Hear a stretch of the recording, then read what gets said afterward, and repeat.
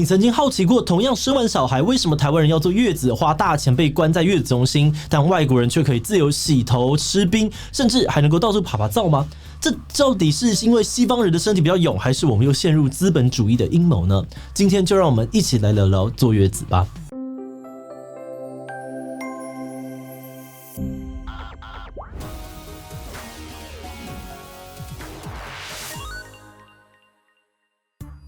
Hello， 大家好，我是志祺。你还记得吗？2018年，英国凯特王妃生下了路易王子之后，不到7个小时就容光焕发的抱着新生儿出院。当时大部分的人都在赞叹凯特王妃的恢复能力，但是在注重月子的这个华人世界当中呢，却掀起了一波激烈的论战。有些人看了直摇头，认为说呢，她才刚生完就洗头，甚至还穿着洋装外出呢，吹风，样样都触碰到了月子的禁忌，以后身体恐怕会有问题。有些人反而觉得，连王妃都没有在坐月子，华人女性却需要无微不至的照顾，甚至呢还要花10到30万台币去月子中心，是不是有公主病啊？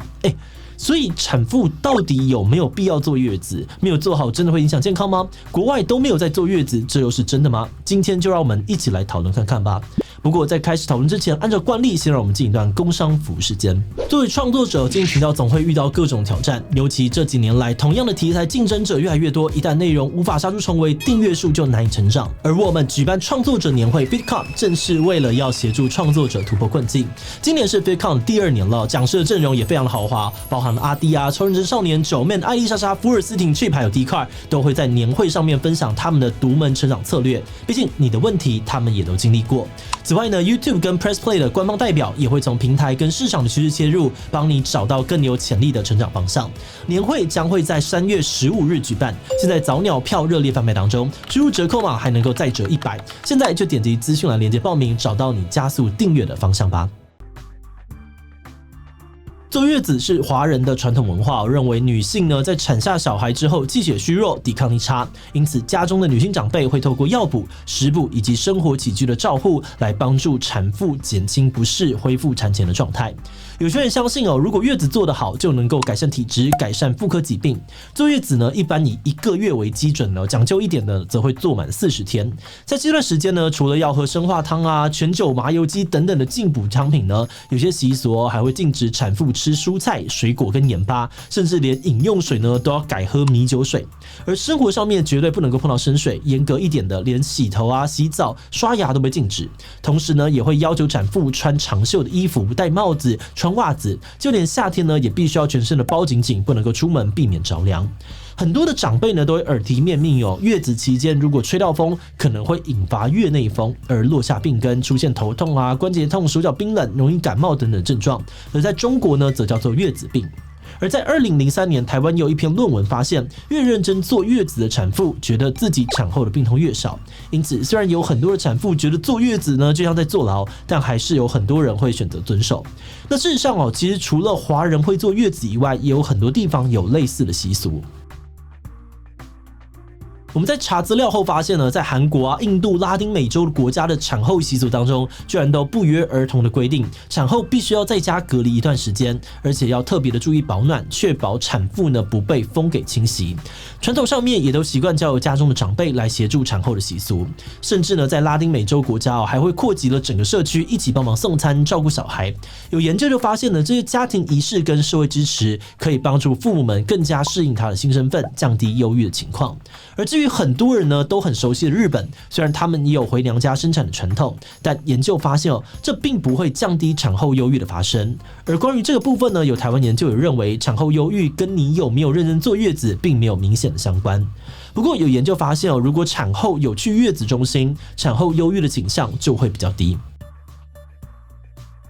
在2014年，台湾妇产科医学会做了一项近4000人调查，发现有60%的孕产妇身心状况不错，但也有高达1/5的人身心健康需要专业协助。而另外一个调查还发现呢，200位有去月子中心产妇需要专业协助的只有2.6%，接近90%的孕产妇都觉得身心状况很好。有认为这是因为月中除了提供专业的产后照顾呢，给予哺乳啊、育婴的指导，部分还有小儿科医师定时的巡视，大大减轻了产妇的心理压力。甚至很多的月子中心还会针对月子的习俗提供客制化的服务。想要遵循古法坐月子，煮沸过的锅卤水以及中药进补的月子餐都已经准备好了。如果要跟着现代医学走，洗头服务啊、瑜伽教室、请假外出也通通没有问题。根据卫福部的资料呢，这10年来因为少子化的影响，妇产科跟儿科少了上百家，但产后护理机构却反而逆势成长，多了1.7倍。而且在2020年出生的婴儿只有16.5万，但新入住月子中心的人数就有11.6万人，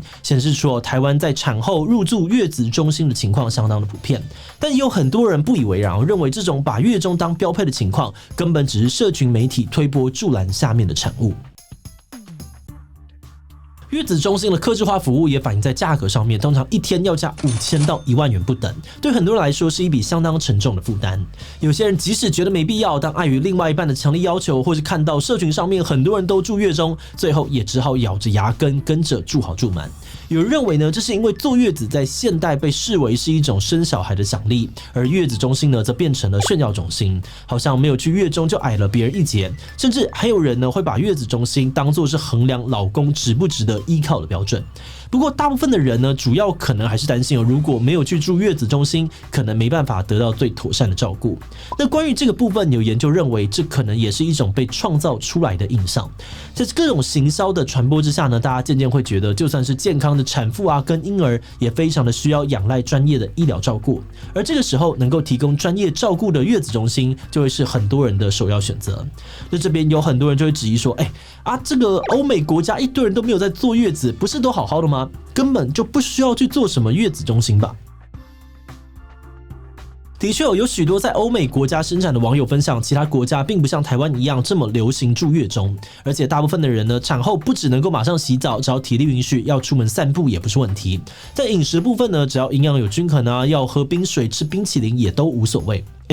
不是说月子没有做好容易会有月子病吗？难不成这个欧美都特别强壮，只有华人是东亚病夫吗？关于这个部分虽然我们目前还没有找到欧美跟华人地区产后身体状况的比较研究，但我们在美国偏头痛协会的网站上面有看到一项资料。这个资料说呢，美国女性在产后的2周内会有1/4的女性出现偏头痛，而1个月内呢，只有1半的女性发生偏头痛。而他们认为呢，这是因为产后雌激素波动而造成的。1半虽然听起来好很多，但我们比较另外一篇刊登在台湾中医药年报上面的研究，发现虽然台湾多数的产妇呢都遵守了传统的坐月子习惯，但仍有50%的妇女在产后出现轻微的头痛。由此可以发现呢，不管有没有坐月子两边在产后出现头痛的几率其实都是差不多的。不过我们也知道，这样的比较其实非常的不精准，毕竟我们很难的确实去掌握说有多少的美国妇女有坐月子。但现在也有很多的台湾医师认为，我们坐月子的习俗应该要与时俱进了。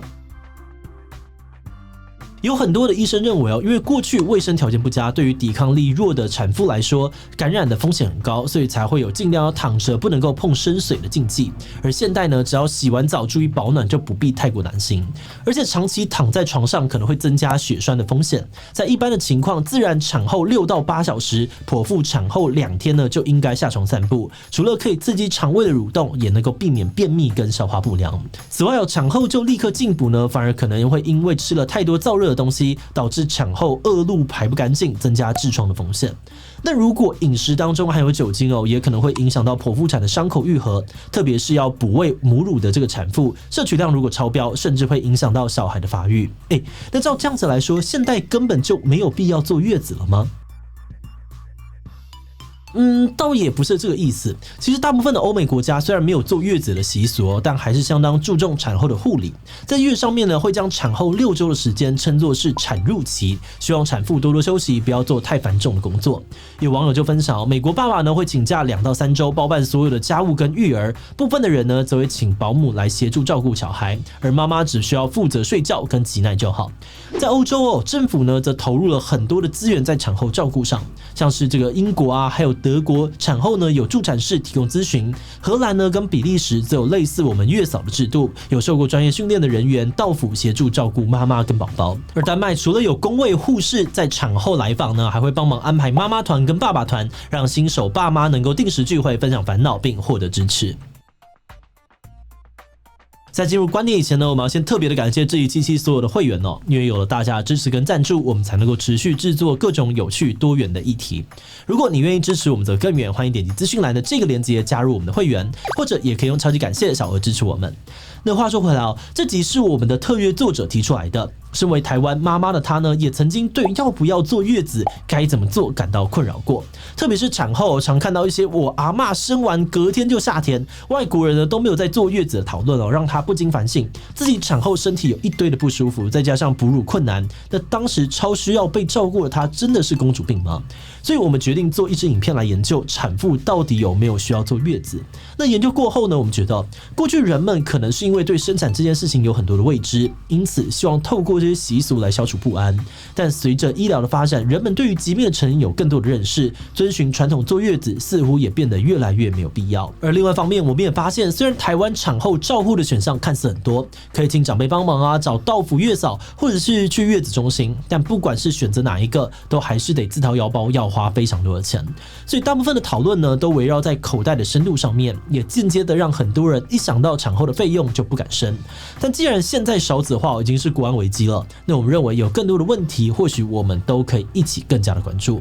比如在现代这个生活压力很大的社会当中，产后忧郁已经越来越常见。我们从很多妈妈的分享当中看到，住月子中心的那段时间是她难得可以喘息的时候，她可以没有什么压力，专心调养身体，学习当一个妈妈。那这边呢，我们觉得重点其实也不是有没有坐月子或有没有去月子中心，而是我们有没有办法对新手爸妈们提供更多的社会支持。毕竟并不是所有的人都能够住到月子中心，那或许政府也可以参考其他的国家，为产妇提供基本的产后照顾，甚至帮忙组织支持团体，在降低生小孩门槛的同时，也一起照顾到新手爸妈的心理健康。好的，那今天呢就先讲到这里。最后也想问大家，看完这集，你觉得坐月子有没有必要呢？我觉得很必要。习俗呢都是古人的智慧结晶，B 其实不太需要，感觉都是商业手法而已。所以我觉得去月中给人家照顾就好啦，钱可以解决的事情都是小事。第一，我们要生；一，其他留言告诉我们吧。最后，如果你喜欢今天的影片，欢迎分享出去，让更多人一起来讨论坐月子的相关议题。此外呢，也可以点击这个地方看看托婴以及托育政策的相关影片。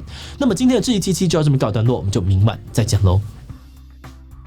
Hello， 大家好，我是张力，我是贺龙，大家好，这是皮亚哥，欢迎收看《超人少年》，我是吴子，我是志奇，我是徐波。哈密 Video Cat 网红馆发烧强片14天抢先看，独家喜剧大片会员无限看。Look at me， 有个烂人啊！他们